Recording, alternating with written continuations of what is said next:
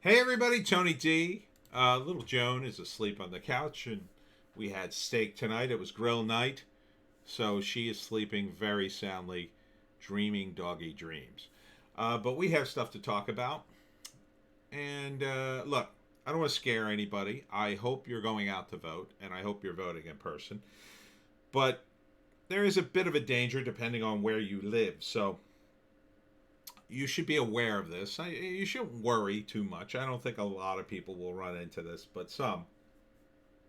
So, make sure you go with a friend if you're a in a vulnerable area or a vulnerable person. If you're older or if you're maybe you walk with a cane or whatever.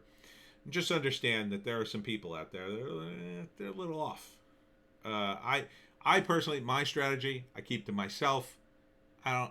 Nobody knows who I'm voting for, so I just go in, vote, on my merry way. But this story here: 73-year-old Donald Trump supporter assaulted in Douglas.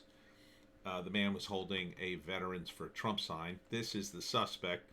Officers arrested 34 Kiara R. Dudley, and I'll let you make your own comments in the comment section.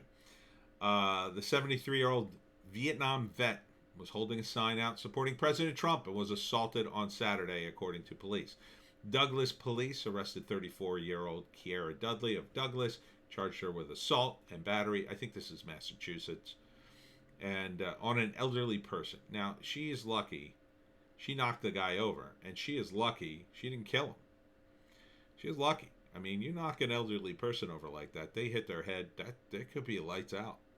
Could be lights out, and you just shouldn't do that. And she came up to them and started screaming at them and told them to leave, and they were like, "No, like they have every right to peacefully protest, lady, and you have no right to scream at them and tell them to get lost. So do your own friggin' protest." It's just unbelievable the way people act these days. And she was freed on $250 cash bail, which seems to me extremely low for assault and battery on a elderly man who she could have killed. So I would think a sentence in this would be something like, assault and battery is pretty serious. I would give her like a month in jail to maybe put the fear of God in her. Definitely community service, and I would send her for anger management counseling as well because she in my view she needs some help. Another man was assaulted, and I can't show you the picture, but he got like two of his teeth knocked out. This is the guy. Francisco, we're going to have our free speech rally in United Nations Plaza. It's going to be big, it's going to be beautiful. We're going to have amazing speakers. And what you need to know is that we're going to be completely safe. Even though there's going to be a lot of Antifa counter protesters, they can't stop us. Um, yeah, and so this was a free speech rally. This guy Philip organized it, and right before the rally, guy punched him, caught him right in the face. Also, somebody called him the N word, and they ended up shutting down the rally.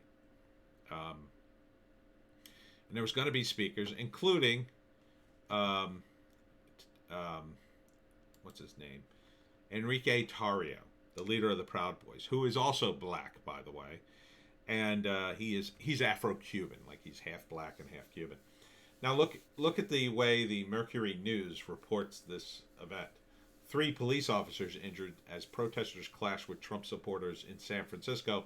Protest that was billed as having leader of Proud Boys fizzles after opponents brawl with police rally goers. They call them opponents. Now in the article they correctly identify them as Antifa, but they kind of play down Antifa. And meanwhile, in San Francisco, Antifa outnumbered these guys pretty good. And that's always a dangerous spot to be in because Antifa love to prey on the weak. They love to go after, if it's 1 against 20, oh yeah, they're down. They're down for a fight because they know they're going to win. Um, Very cowardly, the Antifa guys are. Without their numbers, they're pretty much nothing. They're pretty much nothing.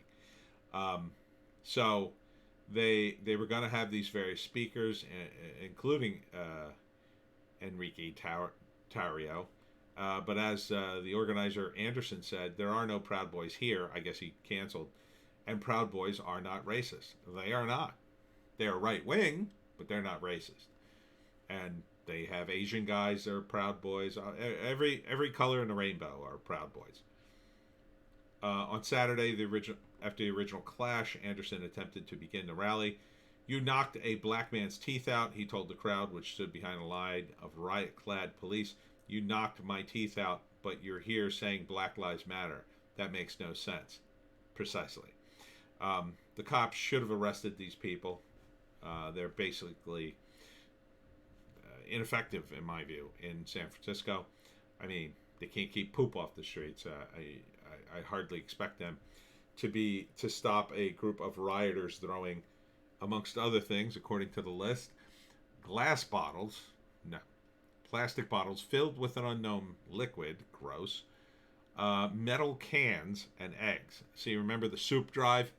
Yeah, these are actual filled cans that they're chucking at human beings.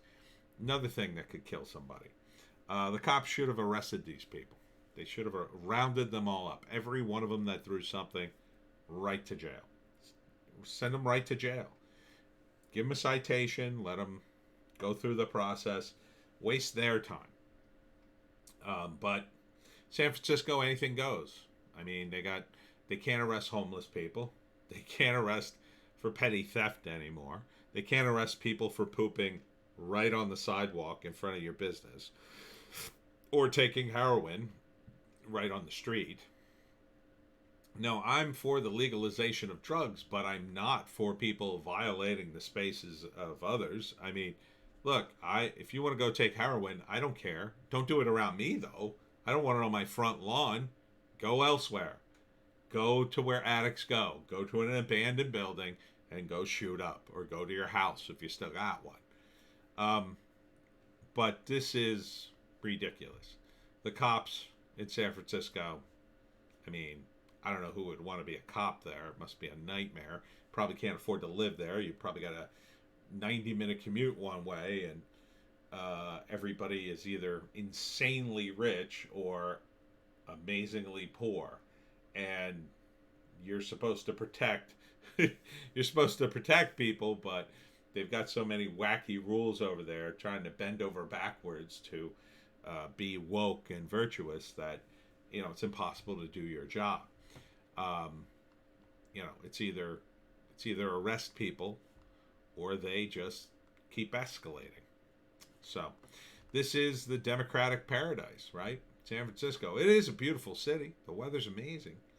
But the Democrats have destroyed it. They have destroyed it. And one day, I bet you'll see all of Silicon Valley move right out of there. They'll just build a new facility elsewhere. They got trillions of dollars. Why wouldn't they? They'll say, you know what? Taxes here are too high. Most of our people can work at home, and we'll just leave. Goodbye, tax base. Because mark my words, when these Antifa idiots run out of things to do, when Trump is reelected and the real bad ones are scooped up, the next target will be places like Facebook, Twitter, and Google. And the reason will be, without, Trump won't be really a target anymore, because Trump will be, well, he got elected, there's nothing we can do, we can't kick him out, so now we got to work on the next thing. And what you're going to see is Trump is going to pass something. The Republicans are going to pass something with regards to the big media companies, whether he breaks them up or takes away their 2030 protections or comes up with something. I mean, what I would do is I would say, you're an American company. As long as you're based here, you have to, support the American Constitution. You have to operate your platform. If you want the 230 protection, you have to operate it according to the Constitution of the United States. That's what I would say, but who knows what they'll come up with. And the moment they do that, either all the right-wingers who got kicked off will come flooding back, to these platforms, which is possible, or they'll have to evenly apply their TOS, which would mean everybody from Antifa would be kicked off almost immediately, and BLM, because they're just as racist and violent too. So all those people would be kicked off. And even if they don't do it that way, I think they may kick off BLM and Antifa anyway, because they are facilitating violence on there, and that is illegal. So once you start seeing that, and on top of the fact that Trump starts arresting all these idiots, scoops them up mafia style via the RICO laws, you're going to see them get very frustrated and angry, and they'll look for a new target. And I think that target might be Twitter HQ and all these places. Why not? And then Antifa will know what it's really like to go up against the establishment. They'll be shut down in a matter of minutes, because those trillion-dollar companies aren't going to tolerate your BS. They're going to call out their private security guards, and they're going to beat the crap out of you. And they will have millions of dollars to make sure nobody who hits you goes to jail. Oh, but you will go to jail. They'll tell the local cops, we want all these people prosecuted to the fullest extent of the law. Not the halfway measures you've been doing. The fullest extent. And they'll send their army of lawyers to make sure it happens. And Antifa will be very angry at them. And that'll be part of the left eating itself. They'll be, at the same time, they'll be trying to institute whatever rules Trump forces on them. But we'll see. We'll see. But my overall point is watch yourself at the polls, depending on where you are. Don't go by yourself. Go with a friend. And just watch yourself, Just stay alert. Go in there, vote, get the heck out. But it's important to vote, so don't not vote. Just be aware.